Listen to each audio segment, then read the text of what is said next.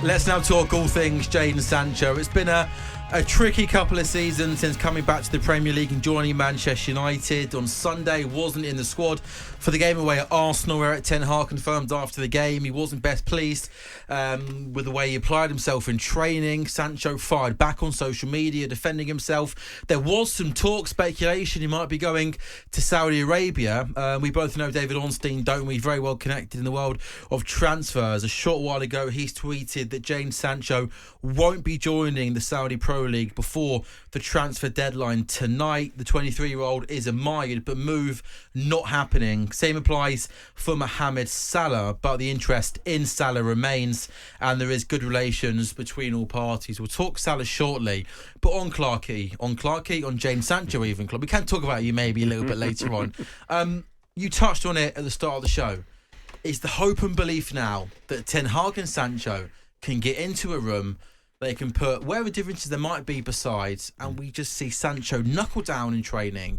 Because as we've seen in the Bundesliga and in small glimpses in the Premier League, there is a good player there, and sadly we're just not seeing it, are we, at the moment? Yeah, the ball is in Jadon Sancho's court now. It's as simple as that. He is at Manchester United until January, and if he wants to get any game time, he's got to impress the manager. That's it. That's how it works. Now, will Erik Ten Hag consider him? Will he look at him? I think so. Because Antony's not exactly doing great things on the right, is he? You know, they're not exactly pulling up trees, though, you know, the creative players. If their form doesn't get any better, then they'll need him in the team. Okay, he's been a disappointment. Last season, I think he scored 6 Premier League goals, his numbers are low, 3 assists. His numbers are poor. He hasn't skipped around players like he did at Borussia Dortmund. He hasn't looked as confident. Clarke?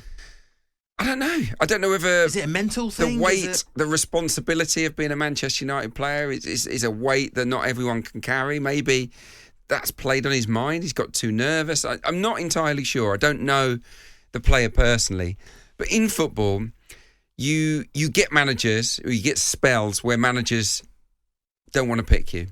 And you have a choice. You either sulk about it and stay on the bench or stay in the stands, or you knuckle down, work doubly hard and try to change their mind. And I've seen lots and lots of players down the years turn a manager and change their opinion through their attitude. And I think that if I were Jadon Sancho right now, that's what I would be doing, because he can't move anywhere. He's got to force his way back into this United team.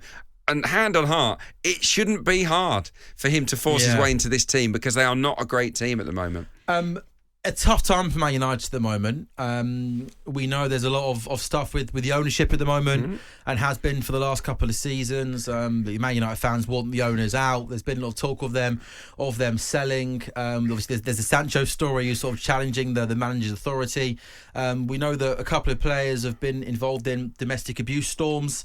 There's a lot of injuries going around at the moment. I mean, have you got a little bit of sympathy for Erik Ten Hag from the manager point of view, in terms of, it's obviously his job. He's got a big job on the pitch, but there's been so much stuff, and serious stuff, going on away from the pitch as well. Yeah, it's not been an ideal scenario, that is for sure. The thing that must be the most frustrating for Ten Hag is the ownership issue, because 1 minute they're selling the club and they're canvassing, and they're looking for bids. The next minute it's not happening. Now, he needs to know where he stands in terms of budgets, and he can't go out there and maybe speculate the kind of money he wants to while the ownership is so uncertain, can he? So that is a cloud hanging over. Obviously, the behaviour of a few of his players hasn't been great. That's tough for a manager to deal with. All he can do is try and get the team in order, try and get the team ship shape.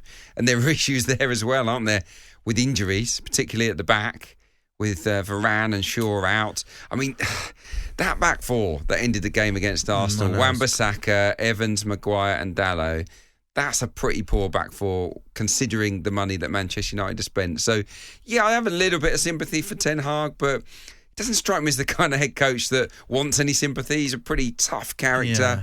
He says what he thinks. He's a disciplinarian.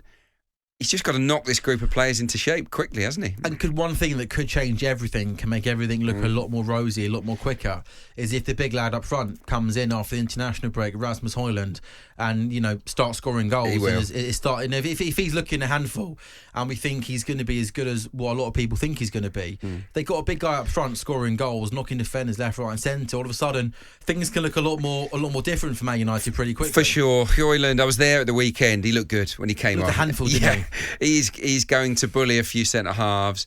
He'll give them that outlet up front that they've missed for a long, long time. He got goals in him. Obviously, the record suggests that he's a proper finisher, Rasmus Højlund. And I also think that the signing of Amrabat is massive for them because tell us why. Well, that midfield is so weak. Yeah. It is out of possession. Manchester United have been dreadful. Look at their away record under Ten Hag against the teams in the top 10 last year. They won 1, drew 1, lost 7. This season they've played 2. If you can't count Spurs and Arsenal as top 10. They've lost both of them. It's ranked bad, and I think it's because too much is on Casemiro. He can't do it all. You can't have Casemiro with Fernandes and Mount, or Fernandes and Eriksen, in my opinion. That's too attacking. Casemiro's not got the legs anymore because he's in his 30s now. So I think Amrabat and Casemiro will lay a better platform. You might have to leave out an attacking midfielder. So it'll be those two and Bruno Fernandes, and I think with that as a midfield base and Højlund up front, flanked by Rashford and one other, they'll be better. They'll be better. They'll be better moving forwards. Højlund, I think, probably will be the real deal. He's a bit rough around the edges, but I think he's got the game to really thrive in the Premier League. And you mentioned their defenders. You know what? I know you were there, weren't you? You could get in their team at the moment. Yeah, wow. I mean, I think my mobility is a bit better than Maguire and Evans, isn't it, at the moment? But did you have a little bit of sympathy for Maguire when he came on? And yeah, sorry, maybe I'm asking the wrong person. But goodness me, the whole of the Emirates singing his name. I mean, it's like, can it get more lower when the opposition fans are chanting your name? I don't know. I know you're an Arsenal fan and you're obviously enjoying the moment, but I mean, goodness me, I know he didn't cover himself in glory perhaps when before he got dropped, he wasn't in great form, but I dread to think how hard all this must be for him from a mental tough. point Well, of he's view. lost the captaincy, he's lost his place, he's lost a lot of his reputation. So, but what can you do as a footballer? What do? Just give in? No, he just tried to move. Yeah, well, I'm surprised that he didn't push for a transfer. I can't believe he's still there, Erik Ten Hag doesn't rate Harry Maguire. He's fifth choice centre-back. It wouldn't surprise me if Evans goes above him in the pecking order.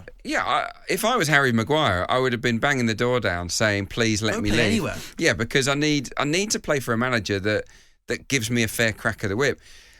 I don't think Lindelof is that special, I've got to be honest. No. And he's in ahead of him at the moment.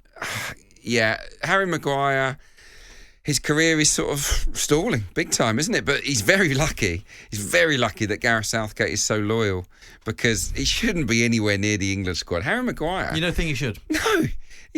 When was the last time he had a good game for Manchester United? When was the last time he had a bad game for England?